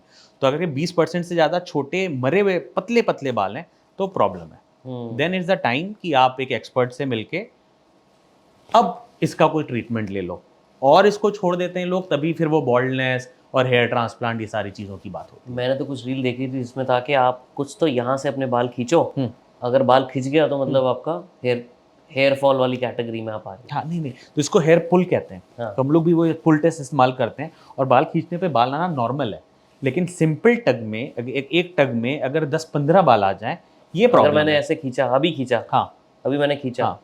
अब कुछ नहीं आया। हाँ, कुछ नहीं आया, लेकिन अगर 2-3 आ भी जाते हाँ। तो it's fine, this is not a problem. But अगर जरा से पुल में बिना आपको फील हुए बड़े इजीली आ गए हाथ में ही आ तो गया थोड़ी सी प्रॉब्लम है। और उसमें भी अगर सारे मोटे लंबे बाल हैं तो तो भी कोई प्रॉब्लम नहीं है। ये सिर्फ एक फेज है, वो आप निकल जाओगे उस फेज से। सारे व्यूअर्स आज अपने बाल खींच के देखने वाले हैं। हाँ, बाल खींच के देखना, ये अच्छा टेस्ट है, इसको हम लोग ने नाम दिया है पुल टेस्ट एंड बेसिन टेस्ट। हाँ। ये सबसे घर में सबसे करने का सही तरीका है, खींच के देख लो। सिर्फ मोटे बाल आ रहे हैं, टेंशन फ्री हो जाओ, बस अपना डाइट वगैरह बेटर कर लो। सिर्फ पतले बाल आ रहे हैं तो एक डॉक्टर को विजिट कर लो। मैं आप पीछे देख रहा हूँ, इतने सारे लोग खड़े हैं, आपने इतने सारों के साथ पिक्चर्स डाली हुई जी। अक्षय कुमार मुझे दिख रहे हैं यहाँ पे। क्या इनके साथ भी काम किया आपने? नहीं काम किया है, बट इस पे ज़्यादा डिस्कशन, इस पे ज़्यादा बात नहीं कर सकते, ठीक है। चलो मुझे थोड़ा सा ये बताओ कि ये जो सारे सेलिब्रिटीज होते हैं, ये क्या ऐसा स्पेशल करते हैं कि इतने घने, शाहरुख खान की बात करें अगर हम, इतने थिक, उनका तो एक हेयर स्टाइल ही अलग से पॉपुलर है कि उनके बाल पूरे ऐसे पीछे रहते हैं, गीले गीले रहते हैं। What does he do specially? वो तो सिगरेट भी स्मोक करते हैं, उनका लाइफस्टाइल तो वैसे ही इतना रैंडम है, उनकी स्लीप भी इतनी कम है। वो लोग खुद ही बोलते हैं कि मैं 3 से 4 घंटे से ज़्यादा नहीं सोता और मैंने सोना भी नहीं। तो क्या जेनेटिक्स उनके फेवर में है? आई एम श्योर या कुछ और है? देखो जेनेटिक्स तो होगा ही, आई एम श्योर, बिकॉज इतने अच्छे बाल, हाँ, despite having not a very great lifestyle, correct. you know, it's because smoking is there, sleep cycle. Smoking छोड़ दी वैसे उन्होंने। हाँ अभी छोड़ी, अभी अभी मैंने छोड़ी है। देखा था, so which is great. So उसके बाद भी तो आई थिंक बिकॉज जैसे हमने कहा प्रेडोमिनेंट फैक्टर तो जेनेटिक ही होता है, and once you are blessed with a good gene hair wise, तो फिर आप ये छोटे मोटे आप ट्रॉमा लेते भी हो, जैसे स्मोकिंग है या आपने थोड़ा सा कम सोए, तो आपके बालों पे इतना इफेक्ट नहीं होगा जितना मे बी मेरे और आपके बालों में हो जाए, which do not have like super thick hair like Shahrukh Khan. So genetics से तो ऊपर कुछ है ही नहीं so far hair is concern, but I am sure इनके लिए प्रोफेशनल नीड भी है, तो वो अपना हेयर का उस तरह से केयर भी करते होंगे, because there so many things that we do to keep your hair good. Like? We have certain treatment, जैसे हमने कहा कि घर पे ये सब कर सकते हैं आप, जैसे क्लिनिक बेस्ड ट्रीटमेंट बहुत सारे होते हैं। So we do peptide based treatment, this is a very popular treatment called PRP। Regenerative medicine होती हैं, जैसे ग्रोथ फैक्टर कॉन्सेंट्रेट, एक ट्रीटमेंट होता है रीजनरा, कई लोग स्टेम सेल तक भी इंजेक्ट करवाते हैं। एक नई चीज़ आई है एक्सोसोम्स, ये सारी चीज़ें इंजेक्ट करवाते हैं जस्ट फॉर हेयर हेल्थ। जैसे आप फेस के लिए फेशियल्स कराते हो कि भाई मेरी स्किन अच्छी है लेकिन और अच्छी दिखती रहे, या एंटी एजिंग ट्रीटमेंट्स होते हैं कि भाई एजिंग तो नॉर्मल है लेकिन स्लो डाउन हो जाए एजिंग, तो उसके लिए वैसे ही हेयर के लिए भी ट्रीटमेंट्स होते हैं कि आपके बाल अच्छे हैं, बढ़िया हैं, बट आप नहीं चाहते हो कि समय के साथ भी जो थोड़े से कम होते हैं वो स्लो डाउन हो जाए, थोड़ा सा मैं बैरियर डालूं, बालों को और स्टिमुलेट करूं। तो ये लोग जो भी हमारे सेलिब्रिटीज़ हैं उनके लिए प्रोफेशनल नीड भी है ये, तो ये सारे ट्रीटमेंट वो करवाते रहते हैं। अच्छा। I am not saying about one particular person because I don't know what SRK is doing, लेकिन there many who keep doing that. और क्या होता है इनमें, इन ट्रीटमेंट्स में? फॉर एग्जांपल हम स्टेम सेल थेरेपी की बात कर रहे स्टेम हैं। सेल तो बहुत ही एक्सपेरिमेंटल है, हाँ। यू नो, स्टेम सेल हम लोग अपने एक यू नो नॉर्मल पेशेंट में नहीं करते हैं because it's a very costly treatment. Stem cells क्या वगैरह, खर्चा होता है इसका? स्टेम सेल नहीं करके 2-3 लाख रुपए का ट्रीटमेंट है विद नो गारंटी और श्योरिटी ऑफ अच्छा। The result. It's people who can afford it, जो चाहते हैं कि नहीं, जैसे आपने सुना होगा देयर इज वन मिलियनेयर जो एंटी एजिंग, जिसने बिलियन और बिलियन डॉलर एंटी एजिंग पे करता है, ब्रायन, सब प्लाज्मा Twitter पे बहुत famous रिप्लेसमेंट है and everything. So it is not for me, it's not for us, क्योंकि these are exorbitant experimental treatments जिनमें रिस्क भी हो सकता है। So stem cell right now in India this is unethical, इसको ये किसी मेडिकल बोर्ड ने पास नहीं किया हुआ है, लेकिन it is done, people do it, कि ठीक है कर दो, शायद कुछ अच्छा हो जाए। तो क्या है जो अभी ऑलरेडी पास्ड है? तो अभी जो सबसे ज़्यादा पॉपुलर है वो है PRP, प्लेटलेट रिच प्लाज्मा, अच्छा। जिसमें पेशेंट का आपका खुद का ब्लड लिया जाता है, उसको भी प्रोसेस इट, और आपके ही ब्लड से ग्रोथ फैक्टर निकालते हैं अच्छा। और उसको स्कैल्प के ऊपर इंजेक्ट करते हैं माइक्रो इंजेक्शन से। सो इज इससे इट आप painful process? We done done local anaesthesia, numbing spray भी करते हैं, नंबिंग इंजेक्शन करते हैं, तो बिकम्स पेनलेस। कितना टाइम का प्रोसेस होता है? घंटा 1.5 घंटा लगता है इसके अंदर। क्या कॉस्ट होती है इसकी? इन एंड आउट, जैसे in this with us it's 10,000 rupees, अच्छा। बट सस्ता भी होता है, थोड़े से कम अच्छे क्लिनिक में सस्ता भी होता है, and it's very popular now, like really very popular. पिछले 10 साल से तो बहुत ज़्यादा हो रहा है। और कितना फ्रीक्वेंटली कराना होता है ये? 3-4 महीने में एक बार काफ़ी अच्छा। है, मोर देन इनफ है। अगर आपको हेयर में कोई प्रॉब्लम है, अगर आप बस as a general hair health के लिए कर रहे हो, तो साल में एक बार भी काफ़ी है। इसी का एक थोड़ा सा एडवांस वर्जन है ग्रोथ फैक्टर कॉन्सेंट्रेट, सब कुछ वही होता है, बस एक किट का फर्क होता है। आजकल एक नया, उसका क्या कॉस्ट है? 2,000 रुपये एक्स्ट्रा है, इट्स लाइक 12,000 रुपीज़। और फिर एक आजकल एक बड़ा पॉपुलर हो गया एक्सोसोम्स। एक्सोसोम्स है बिकम, वो भी इसी तरह है, वो भी ग्रोथ फैक्टर्स वगैरह दे रहा है, बट बड़े प्योर, मतलब वो ये जो एक्सोसोम्स बनते हैं वो बेबी अम्बिलिकल कॉर्ड ब्लड से बनते हैं, हाईली प्यूरिफाइड वे। सो ये बहुत पॉपुलर हो गए, we are doing using them a lot. तो इससे भी आपके स्टेम सेल क्वालिटी बढ़ती है। तो people who do not have baldness, have some hair thinning, या जो बस एक जनरल हेयर हेल्थ को बेटर करना चाहते हैं, हेयर हेल्थ को, ये exosomes injections, exosome even application is decent enough, तो ये बहुत पॉपुलर है। सो बट ये स्टिल अभी एकदम नहीं है, ऐसा नहीं है कि this is the treatment. The treatment still is are medication जो FDA अप्रूव्ड हैं, जो हम लोग पिछले 25-30 सालों से यूज़ कर रहे हैं। दीज आर न्यूअर थिंग्स जो आप as an add on use कर रहे हो कि ठीक है मेन ट्रीटमेंट हो रहा है but this is as an add on, या आप सिर्फ अपने जनरल हेयर हेल्थ के लिए ये सारी चीज़ें यूज़ करते हो। मेडिकेशन की आप बात कर रहे हो, मेडिसिन्स भी होती हैं जो हम खा सकते हैं जिससे हमें ऑब्वियसली रिकमेंडेड बाय डॉक्टर, या बट क्या होती हैं? तो देखो कुछ तो OTC हैं, जैसे बायोटिन गमीज आती हैं, बायोटिन सप्लीमेंट्स टैबलेट फॉर्म में, कैप्सूल फॉर्म में, गमी पाउडर फॉर्म में, सारे फॉर्म्स में आते हैं। तो वो अच्छी होती है बालों के लिए। ऐसा अगेन अच्छी होने का ये मतलब नहीं है कि कोई जादू हो जाने वाला है, बट ठीक है, these are good for your hair quality texture. But then medical zone में there are medicine called minoxidil, क्योंकि ये कई देशों में ये भी ओवर द काउंटर है, so I can use that name. There are certain DHT male hormone blockers जो काफ़ी फ्रिक्वेंटली यूज़ होती हैं both in men and in जो वेमेन। मेल सेंसिटिविटी को हाँ करते हैं। हाँ, तो वो मेल हार्मोन को बॉडी में कम कर देती हैं, इसकी वजह से उनका साइड इफेक्ट प्रोफाइल भी है, इसलिए उसको सिर्फ डॉक्टर के सुपरविजन में ही यूज़ किया जाता है। So these are something that we use for hair. आजकल मिनॉक्सिडिल के टैबलेट्स भी आने लगे, so in certain scenarios we use दो tablet, but these are all prescription things. तो that for that we first diagnose the problem कि आपको इससे फ़ायदा होगा भी कि नहीं होगा, and then we do certain test and we keep the patient under our supervision. तो ये भी चीज़ें काफ़ी हेल्पफुल होती हैं। काफ़ी लोग हेयर विग की तरफ जाते हैं हाँ। Instead of hair transplant. ऐसा स्पेसिफिक कोई रीज़न होता है कि भाई मैं ट्रांसप्लांट नहीं करवा सकता या ये मेरे लिए सूट नहीं करता, मतलब कैसे डिसाइड होता है कि hair transplant versus hair wig? तो जनरली 3 रीजंस होते हैं व्हेन वी और patients choose hair wigs over hair transplant. Number 1, हमें क्विक चाहिए कि भाई 1 महीने बाद I have a function, I am getting married after 1 month, so hair transplant result 1 साल में आता है। अच्छा। If you are coming to me 1 month before और 15 days before an event, I say hair transplant is not for you, अब आप patch explore करो। Second is you are not fit for a hair transplant, आप पे uncontrolled diabetes है, uncontrolled hypertension है, या कुछ ऐसी स्ट्रॉन्ग सम इम्यूनोसप्रेसिंग कुछ ऐसी मेडिसिन चल रही हैं, या हम बोलते हैं डोनर है, जैसे मैंने बताया हेयर ट्रांसप्लांट में सिर्फ पेशेंट के खुद के हेयर रूट्स लग सकते हैं, कई लोगों में वो हेयर रूट होते ही नहीं है, so then a hair transplant can not be done. And third is scared of hair transplant, क्योंकि आप जब हेयर ट्रांसप्लांट का वीडियो वगैरह देखोगे you will see there is red, there is blood involve, needle puncture हो रहे हैं, थोड़ा बहुत पेन तो है ही। So many people are scared of that process, तो उनके लिए भी हेयर ट्रांसप्लांट फिर हम लोग उनको थोड़ा सा नेगेटिवली काउंसिल करते हैं that if you are too scared then let's not jump first to explore the idea of a patch. अगर आपको ठीक लगा तो एंड ऑफ द स्टोरी, नहीं ठीक लगा then we don't have a choice, then will explore the idea of hair transplant again.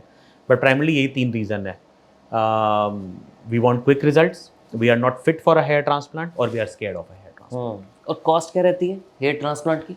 Hair transplant की cost vary करती है doctor to doctor, clinic to clinic. Like in my clinic it ranges from the entire package, जिसमें हम hair transplant भी कर रहे हैं, regenerative medicine भी कर रहे हैं, कुछ टेस्ट भी कर रहे हैं, the entire package would cost 2 to 3 lakh rupees. you would get a hair transplant from a technician या unlicensed people in 70,000-80,000 rupees also.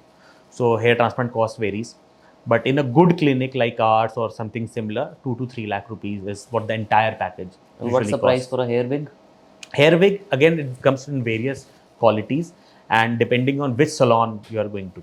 So let's assume a patch of a rough quality will cost you 8 to 10,000 rupees, and if you get it done from like a local type of salon, then maybe 2-3,000 more for their services. If you go for a patch of very high quality, जिसको Miraj quality का patch बोलते हैं, so that will cost you 40-45,000 rupees. And that if you're doing from a 5-star salon, a swanky setup, then instead of 2,000 they'll charge you maybe 10-15,000 rupees for their services. So a patch would cost you anywhere between 12,000 rupees to 50,000 rupees depending on the quality. क्या किसी को देख के हम ये बता सकते हैं कि इस बंदे ने हेयर ट्रांसप्लांट किया हुआ है? आप शायद फिनेस बता पाओ। ऑफ हेयर ट्रांसप्लांट पे डिपेंड करता है वो। अच्छा। तो अगर एक अच्छा किया हुआ ट्रांसप्लांट, जैसे लाइक एट आर क्लिनिक और गुड क्लिनिक्स, तो कई लोगों के लिए मुश्किल होता है बता पाना। हम लोग बता देंगे, हमारा तो काम ही है। इनफैक्ट जिन्होंने खुद ने ट्रांसप्लांट कर लिया है वो भी, उनको भी पता चल जाता है कि ये ट्रांसप्लांट है। अच्छा, बट वो भी देख के बता सकते हैं कि ट्रांसप्लांट उनको पता है। So a transplant patient will have as much knowledge as a transplant surgeon, क्योंकि उन्होंने पहले इतनी रिसर्च की है। मेरी इंफॉर्मेशन उनको है, एज इन जो मैंने उनको नॉलेज इम्पार्ट की है वो है। प्लस जब तक बाल नहीं उगते तब तक गूगलिंग होती रहती है, प्रोसेस है वो तो they have good knowledge of hair transplant and everything, तो वो बता देते हैं देख के। आप शायद ना बता पाओ। अगर मैं अपने हमारा क्या हुआ कोई पेशेंट आपके सामने रखूँ जिसका अच्छा रिजल्ट है, तो maybe you will not be able to tell. But क्या ट्रिक है समझने की? वो दौर से देखने पे थोड़ा सा तो दिख जाता है, अच्छा, राइट, कि ये बाल थोड़े से थिक होते हैं ट्रांसप्लांटेड हेयर, हाँ। थोड़े से इतने ज़्यादा घने नहीं होते हैं कि जितने एक नॉर्मल, जितने मेरे सर पे लेट से बाल हैं ट्रांसप्लांट से इतने घने बाल नहीं आते। शाहरुख खान के इतने घने बाल ट्रांसप्लांट से नहीं आते। वो करने के लिए फिर आपको थोड़ा बहुत मेकअप, ब्लो ड्राई यूज़ करना पड़ता है। तो ये सब थोड़ा तो लाइक व्हेन समबडी आस्क्स क्या बिल्कुल नेचुरल रहेगा, तो नेवर से 100% नेचुरल रहेगा। मैंने सोशल पर्सपेक्टिव से 100% थोड़ा सा वेरिएशन होता है in a normal thin hair quality of a natural scalp versus transplant जो ये वाले बाल होते हैं of a slightly thicker quality. लेकिन अगर वहीं पे एक बुरा किया हुआ ट्रांसप्लांट है वो तो आप immediately पता लग यहाँ से बैठ के बता दोगे कि ये हाँ। ट्रांसप्लांट है। हाँ, सही है। दूर से देख के आपको पता लग जाता है पर सामने वाले नहीं, बंदे अगर के बाल मुझे भी कैसे हैं। मेरे कई पेशेंट जब आते हैं नॉट जैसे हेयर ट्रांसप्लांट बट हाँ। लाइक जनरली आप क्या होता है ना, जब कोई बंदा एक चीज देखता है, जैसे अगर मैं सोच के जाऊँ यार लाल गाड़ी देखूंगा, तो मेरे को सड़क पे हमेशा लाल गाड़ी दिखती है, राइट, तो कोई बायस आ जाता है। अब आप हेयर ट्रांसप्लांट के डॉक्टर हो, इतने सारे सेलिब्रिटीज के साथ काम करते हो, आपके साथ होता है कि फर्स्ट थिंग आप देखते हो आपको बाल ही दिखते हैं लोगों के? यार मेरे तो दोस्त परेशान है हाँ। इस बात से। हाँ। और यार जो व्हेनेवर यू मीट अस या मिलता है यार, सबसे पहले बाल बाल यार वो नजर अब वहीं जाती है। आप कुछ नहीं कर सकते। मेरे भी बाल देखे थे क्या आपने पहले? सबसे पहले मेरी नजर ही वहीं पे जाती है। तो तो ये मेरे बायस, बालों ये को देख प्रोफेशनल के आपको बायस आ क्या चुका है। लगा वो बताओ। तो बाल अच्छे हैं यार, बढ़िया है, थोड़ी सी थिन क्वालिटी है which is fine, this is how it is. Thin quality तो विद टाइम थोड़ी सी थिन क्वालिटी आती है, which is okay. So unless bald patches नहीं तो दिख मैं रहे हो। ये ऑयल जो आपने रात को लगा के बोला था कि वो लगाऊं तो थिकनेस बढ़ेगी? देखो अगेन ऐसा कुछ नहीं कि ये बाल एकदम बिल्कुल डबल थिक हो जाएंगे, लेकिन लेट्स से जो एजिंग के साथ खराब होने वाले हैं वो स्लो डाउन हो जाएगा प्रोसेस। हाँ। तो ये मतलब short but for a 35-year-old guy, हाँ, what do you think of the hair? Good hair. So if you ask me how would I rate your Good hair. Hair, I would say 8.5 to 9 out of 10। क्या बात कर रहे हाँ हो? हाँ, totally. ये ऐसे तो नहीं मैं पॉडकास्ट कर रहा हूँ नहीं इसलिए बोल रहा हूँ। नहीं, जेन्युइनली अब आप अपना मापदंडी शाहरुख खान बना लोगे हाँ। तो फिर प्रॉब्लम है। अगर ब्यूटी का मापदंडी लाइक ऐश्वर्या राय होंगी then it's a problem, then there is nobody beyond 5। Correct. But हम बात कर रहे हैं एक एवरेज इंसान की, जो एक एवरेज इंडियन हमारे आपके जैसा है, उसकी बात कर रहे हैं। वहाँ वो हमारा मापदंड है, हाँ। The 50th percentile, not the 99.9 percentile। Correct. सही है, बढ़िया। एक लास्ट चीज आपसे पूछूंगा। एक मेरे को लोगों ने क्वेश्चन भेजा कि ये तो जरूर पूछना, एक सेलिब्रिटी हेयर ट्रांसप्लांट डॉक्टर कितने पैसे कमाता है? अरे ये तो बड़ा नहीं ज़्यादा नहीं कमाता है, क्योंकि खर्चे भी बहुत होते हैं आपके, टू मच कॉस्ट इन्वॉल्व। लेकिन बस ये बट लोगों को थोड़ा इंस्पिरेशन मिलेगा ना कि भाई मैं भी ऐसा बनूं। नहीं there is nothing to complain and ठीक है। आप वही आंसर देने वाले हो, God has been very kind. नहीं तो God has been very kind, इसमें तो कोई डाउट ही नहीं है। I would say that mean जो मुकाम पे अभी मैंने कभी नहीं सोचा था कि I will reach where I am. Still, there is a long way to go. There's still people who are doing so much better, but I am a better version of myself of what I was 5 years back, and for that God has been kind. There is absolutely no doubt about it. But आपने क्या plan किया था कि मैं किसी दिन celebrities के साथ काम करूंगा? ऐसा कभी सोचा आपने? देखो ये शुरू में ये बस एक ड्रीम था जो मुझे लगता नहीं था कि होगा आज से। बट ड्रीम था। ड्रीम तो था, ड्रीम तो आई थिंक सबका ही होता होगा। ऐसे मेरा ड्रीम तो नहीं था कि मैं वीरेंद्र सहवाग के बालों को ठीक करूंगा। मतलब आपको ये स्पेसिफिक ड्रीम मे बी आपका ये हो सकता है, ये ड्रीम होगा कि मैं वीरेंद्र सहवाग के या शाहरुख खान के या किसी भी सेलिब्रिटी के बिजनेस को मैनेज करूंगा, मे बी इन सम वे। या आफ्टर यू स्टार्टेड पॉडकास्टिंग, अभी आप डॉक्टर वरांग का कर रहे हो, बट यू वुड वांट कि मैं एक दिन शाहरुख खान का करूंगा। आई एम श्योर ये होगा एस्पिरेशन, है ना? तो this is this. So when I was a doctor, when I chose hair transplant to be my profession, मेरा था ड्रीम कि यार कभी, and I was seeing Sehwag from that days, मेरा एक ड्रीम था कि कभी सहवाग का ट्रांसप्लांट करूँगा। या तो गॉड फॉरबिड कि वो एक ड्रीम पूरा हुआ। हाँ, लेकिन वो उस पर एक्टिवली वर्क करना लास्ट 10 साल से शुरू हुआ। After 5 years of my practice I realize कि नहीं, ये हो सकता है, this dream can be a reality. मतलब मैनिफेस्टेशन की थी आपने? Manifestation 100%। And there are so many other people जिनकी कुछ साल पहले होर्डिंग देखा कि इसका I would like to do his transplant, and I manifested it, and some of those became a reality. और किस किस का मैनिफेस्ट किया था अपार्ट फ्रॉम वीरेंद्र सहवाग? नहीं, again there are some people जिनका मैं नाम नहीं ले सकता हूँ, हैं। लेकिन देयर आर सम पीपल जिनका मैंने बहुत स्ट्रांगली मैनिफेस्ट किया था, क्या बात कर रहे हैं? अनकॉन्शियसली मैनिफेस्ट किया था कि इनका करेंगे तो I feel really good. Do you really believe in manifestation? I do actually.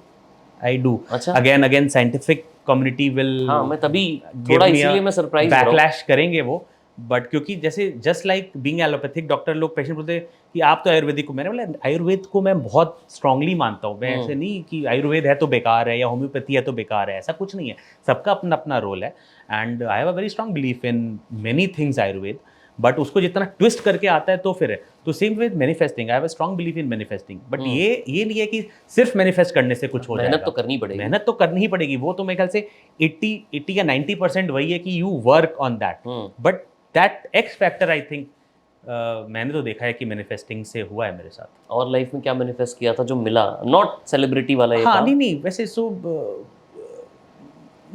बचपन में my dream car was a Honda City, like अच्छा. Really the dream car. वो मुझे मिली आज से 15 साल पहले. देन आई अब मैनिफेस्टेड. तो आई एम श्योर बहुत ही अभी आई अलग ड्राइव अ type बेटर की. Car, a better car, but वो कार भी मैंने What's your manifest की. definition of a better car?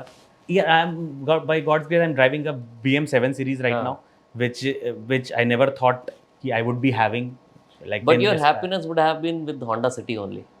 That is the thing. So the kick. BM से उतनी नहीं, नहीं आती तब होगी. तक और बहुत सारी चीजें हो गई हाँ. लाइफ में, जो धीरे धीरे मैंने रियलाइज किया कि जो किक का the threshold for kick keeps on increasing. अब नेक्स्ट किक क्या है?